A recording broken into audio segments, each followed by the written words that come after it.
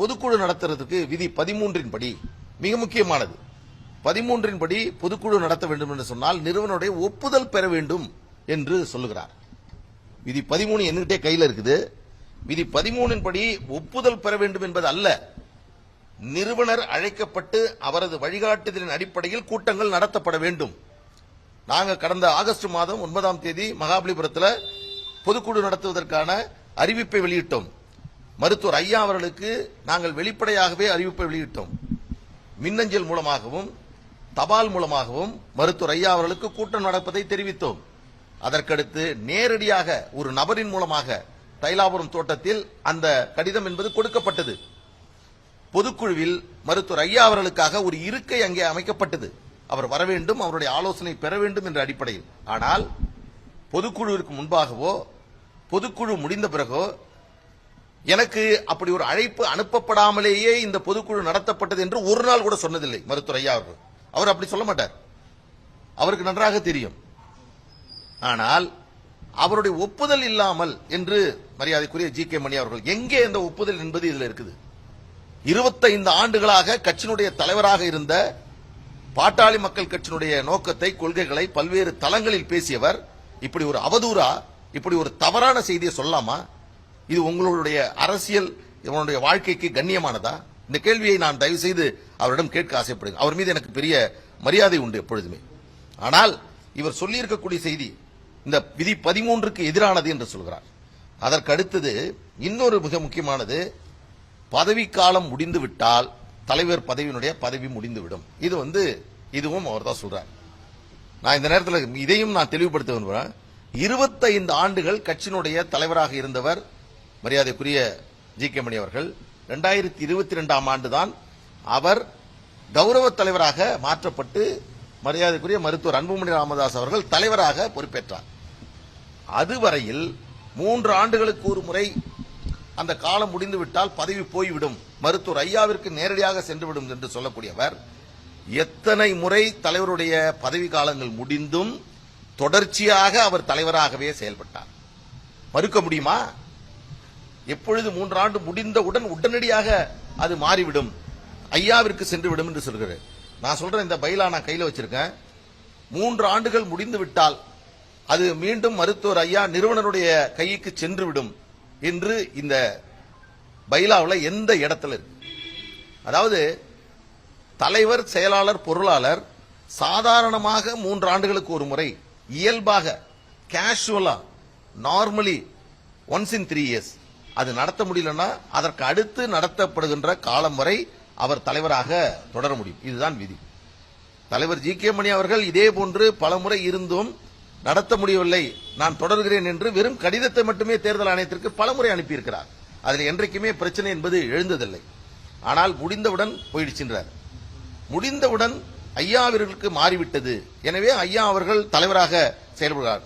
நான் கேட்கிறேன், இப்போ இந்த ஒரு மாதத்திற்கு முன்பு வரை என்றைக்காவது ஒரு நாள் தலைவராக தலைவருடைய பணியை, தலைவருடைய செயல்பாடுகளை, தலைவருடைய நிர்வாக பணிகளை மருத்துவர் ஐயா அவர்கள் மேற்கொண்டதாக சரித்திரம் இருக்கிறதா? இல்லை. அந்த விதிகள் உருவாக்குகின்ற பொழுது மிக தெளிவாக உருவாகி இருக்கிறார்கள். நிர்வாக பணிகள் என்பது தலைவர், செயலாளர், பொருளாளர் 3 பேர் மட்டும்தான் செய்ய முடியும். அதை மீறி செய்வதற்கு கூடாது என்பதை அவர்கள் தெளிவுபடுத்தியிருக்கிறார். அதற்கு அடுத்தது 63 நாட்டுமுத்து நாயக்கன் என்பதும் பதவிக்காலம் முடிந்துவிட்டது என்பதும் இன்றைக்கு கடிதம் எங்களுக்கு வந்தது சொல்றாங்க. நான் இப்ப கேட்கிறேன், நேற்று கூட எல்லாரும் கேட்டாங்க. கடந்த மாதம் 9ஆம் தேதி எங்களுடைய பொதுக்குழு மகாபலிபுரத்தில் நடைபெற்றது. அதில் தான் நாங்கள் ஆகஸ்ட் மாதம் 2026 வரை பதவி காலத்தை நீட்டித்து தீர்மானம் நிறைவேற்றினோம். உங்களுக்கும் நன்றாக தெரியும். அதனை அடிப்படையாக வைத்துதான் அடுத்த நாளே 10ஆம் தேதி ஆகஸ்ட் மாதம் நாங்கள் தேர்தல் ஆணையத்திற்கு கடிதத்தை எழுதி பதவி நீட்டிப்பு வழங்க வேண்டும் என்று சொன்னோம். அதற்கு அடுத்து 11ஆம் தேதி சில விளக்கங்களை கூடுதலாகவும் கொடுத்தோம். இந்த 2ஐ அடிப்படையாக வைத்துதான் நேற்று நான் வெளியிட்ட அந்த கடிதத்தில் கால நீட்டிப்பு ஆகஸ்ட் வரை என்பது வழங்கப்பட்டிருக்கிறது. இப்ப அவங்க சொல்றாங்க, ரொம்ப குழந்தைத்தனமா இருக்குது. அவர் சொல்வதில் ஒரு அடிப்படை கொஞ்சம் கூட ஒரு பேசிக் ஒரு ஃபேக்ட்ஸ் இல்லாமே சொல்றாங்க. என்னன்னா, அது எங்களுக்கு கொடுத்த கடிதம், எங்களுக்கு வர வேண்டிய கடிதத்தை மாத்தி தைலாபுரத்துக்கு வர வேண்டியது நம்பர் 10 திலகத்திற்கு போயிடுச்சு அப்படின்னு சொல்றாங்க. நான் கேட்கிறேன், என்றைக்கு நீங்கள் பதவி நீட்டிப்பு கொடுங்க என்று நீங்கள் தீர்மானம் போட்டீங்க? உங்களுடைய பொதுக்குழு என்பது ஆகஸ்ட் மாதம் 17ஆம் தேதி. அந்த பொதுக்குழு என்பதே ஒரு நமது பாட்டாளி மக்கள் கட்சியினுடைய விதிகளின்படி உருவாக்கப்பட்டதில்லை. பொதுக்குழு நடத்த வேண்டும் என்று சொன்னால் பொதுச் செயலாளர் தலைவருடைய அவருடைய அழைப்பின் பேரில் தான் பொதுக்குழு நடத்த முடியும். எனவே அது பொதுக்குழுவே அல்ல. நான் ஒரு வாதத்திற்கு சொல்லுகிறேன். அவர்கள் 17ஆம் தேதி கூட்டம் நடத்திவிட்டு கால நீட்டிப்பு வழங்குவதற்கான எந்த விதமான தீர்மானத்தையும் போடாமல் கால நீட்டிப்பு வழங்கியிருப்பது ஐயாவுக்கு தான் வழங்கியிருக்காங்க. அது தப்பா இங்க வந்துருச்சு, அது ஏமாத்திட்டாங்க என்று சொல்லுகிறார்கள். இது என்ன ரொம்ப வருத்தமாக இருக்கிறது. இப்படி குழந்தைகளிடம் ஏமாற்றுவதை போன்ற இந்த வேலைகளை தயவு செய்து நிறுத்திக் கொள்ள வேண்டும். நீங்கள் தொடர்ந்து இதுபோன்று தொடர்ச்சியாக செய்தால் மருத்துவர் ஐயா அவருடைய நற்பெயருக்கு அவருடைய புகழுக்கு களங்கம் விளைவிக்கக்கூடிய முயற்சியை தான் நீங்கள் மேற்கொண்டு வருகிறீர்கள். ஐயா அவர்கள் எந்த நிலையிலும் பாட்டாளி மக்கள் கட்சியுடைய நிறுவனர் என்பதில் எங்களுக்கு எந்த சந்தேகமும் இல்லை. அவருடைய வழிகாட்டுதல், அவருடைய கொள்கைகள், இதுவரையில் எங்களுக்கு கற்றுக் கொடுத்த பாடங்கள், அவர் சொல்லியிருக்கக்கூடிய கொள்கை நோக்கங்களை அடிப்படையாக கொண்டுதான் எங்களுடைய பயணம் என்பது அமையும். ஒரே ஒரு சிறு துளி கூட மருத்துவர் ஐயா அவருடைய கொள்கைகளுக்கு எதிராக பாட்டாளி மக்கள் கட்சி வகுத்திருக்கக்கூடிய இந்த கட்சியினுடைய நோக்கங்களுக்கு எதிராக நாங்கள் ஒருபோதும் செயல்பட போவதில்லை. ஆனால் கட்சி என்பது முழுமையாக இன்றைக்கு அன்புமணி ராமதாஸ் அவருடைய கையிலே வந்திருக்கிறது.